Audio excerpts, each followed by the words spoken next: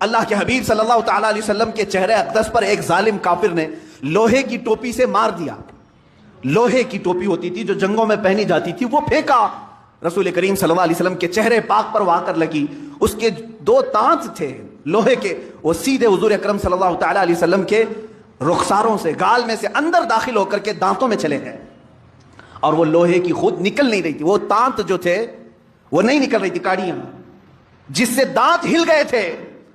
صحابہ اکرام بے قرار تھے. جانتے ہیں وہ منظر اگر میں اس کی عکاسی کروں, حدیث کی اوراق پڑھتے پڑھتے میری آنکھیں بھیگ گئی تھی. صحابہ ٹوٹ کر کے میرے آقا کے پاس آئے. صدیق اکبر کہتے ہیں یا رسول اللہ, میں یہ دانت کے یہ کاڑیاں میں نکال دوں گا, یہ کڑیاں میں نکال دوں گا. حضرت عمر ہیں, حضرت عثمان ہیں, اور دیگر صحابہ ہیں. وہ لوگ کسی نہ کسی طرح سے یہ رسول کریم صلی اللہ تعالیٰ علیہ وسلم کے رخسار میں چبھے ہوئے ان کڑیوں کو نکالنا چاہتے ہیں. کس حالت میں جانتے ہیں؟ کس حالت میں؟ ان صحابہ میں سے ہر ایک کے جسموں پر بڑے بڑے تیر چبھے ہوئے ہیں. وہ تیروں کے ساتھ حضور کے ساتھ کھڑے ہیں.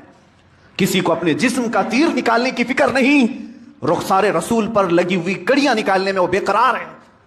اسی اسنا میں ایک صحابی حضرت ابو عبیدہ بن جراح رضی اللہ تعالیٰ حضرت صدیق اکبر کو پیچھے کرتے ہیں, کہتے ہیں ابو بکر آپ پیچھے ہٹ جاؤ, اس لیے کہ یہ جو کڑیاں ہیں یہ نکالنے جائیں گے تو حضور کے 2 دانت تو شہید ہو جائیں گے.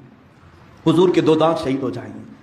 حضرت ابو بکر صدیق نے کہا تو نکالنا تو ہوگا ورنہ یہ زہر پیدا کر سکتا ہے. حضرت ابو عبیدہ بن جراح آئے, اجازت مانگی, یا رسول اللہ صلی اللہ علیہ وسلم مجھے نکالنے کی اجازت ہے. کیسے نکالا جانتے ہیں؟ رخساروں میں چبھی ہوئی کڑیوں کو اپنے دانتوں سے پکڑ کر کھینچنے لگے. ہاتھ سے نکال سکتے تھے, دانتوں سے پکڑ کر کھینچنے لگے. جب دانتوں سے کھینچا اپنے تو حضور صلی اللہ علیہ وسلم کے 2 دانت شہید ہوئے.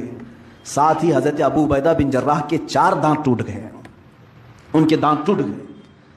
جب وہ کڑی کھینچ کر کے نکالے ان کے دانت بھی ٹوٹے.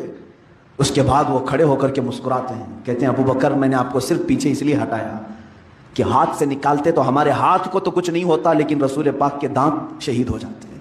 میں نے اپنے دانتوں سے اس لیے نکالا کہ حضور پاک صلی اللہ علیہ وسلم کے اگر 2 دانت جائیں تو پھر ہمارے منہ میں کسی کے دانت ہونا ہی نہیں چاہیے, ہم سلامت کیسے رہیں. جب میرے دانت گر گئے تو مجھے اللہ رب العزت کی ذات پر یہ یقین ہوا کہ مولا تبارک و تعالیٰ مجھے معاف فرمائے گا کہ میرے بھی